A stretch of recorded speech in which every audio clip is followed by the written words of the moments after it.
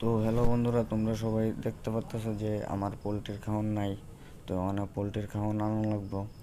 তো পোলট্রির খাওয়ান লই এলাম যে অনেক। তো পোলট্রির খাওয়ানে তো দাম দেয় 100 টাকার 500 গ্রাম। তো পোলট্রিরে তো খাবার দিতে হবে।